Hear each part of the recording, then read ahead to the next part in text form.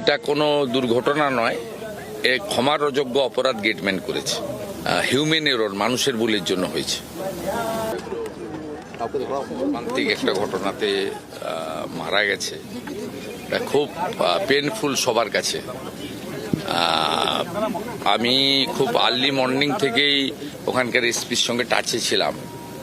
পরে আমার সঙ্গে রেলমন্ত্রী অশ্বিনী বৈষ্ণবের কথা হয়েছে এবং জেলা শাসক আর মন্ত্রী গৌরী ঘোষ, শঙ্কর ঘোষ একাধিকবার কথা হয়েছে।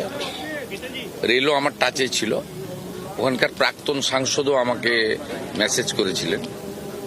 তা আমি প্রথমত বলি যে আমাকে পুলিশ যেটা জানিয়েছে, ওই যে যাকে আমরা গ্রেপ্তার করেছি গেটম্যান, তার জন্য প্রাথমিক তদন্তে তার জন্যই এইরকম একটি মর্মান্তিক ঘটনা আজকে এই সকালবেলা পশ্চিমবাংলার মানুষকে শুনতে হলো বা আমরা শুনলাম, দেখলাম। অত্যন্ত বেদনাদায়ক ঘটনা। এটা শুধু ওদের বাড়ির কাছে শোকের নয়, আমাদের সকলের কাছে অত্যন্ত মর্মান্তিক এবং শোকের।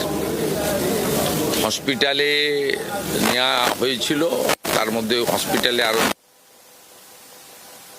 বাচ্চা, মোট 4 জন স্টুডেন্ট, 1 জন সাইকেল আরোহী। 5 জনের ডেথ হয়েছে আর 2 জনের চিকিৎসা চলছে। হেলথ মিনিস্টার নিজেও সকাল থেকে মনিটরিং করছিলেন, সম্ভবত তিনি এখানে এসেছেন। তা আমাদের পক্ষ থেকে পরিবারকে সমবেদনা জানানো, পাশে থাকা, এবং ওই গেটম্যানকে গ্রেপ্তার করা হয়েছে। আমি পুলিশকে বলেছি ও ইনটক্সিকেট ছিল কিনা তার মেডিকেল করাতে। রেলের পক্ষ থেকেও তারা ব্যবস্থা নিচ্ছেন। এটা একদম কমপ্লিটলি হিউম্যান এরর, মানুষের ভুলের জন্য হয়েছে। এটা কোনো দুর্ঘটনা নয়, এ ক্ষমার অযোগ্য অপরাধ গেটম্যান করেছে। এটা ক্ষমা করার মতো জায়গায় নেই রেল তাদের দিক থেকে। না, আমি তো সকালেই গ্রেপ্তার করতে বলেছি।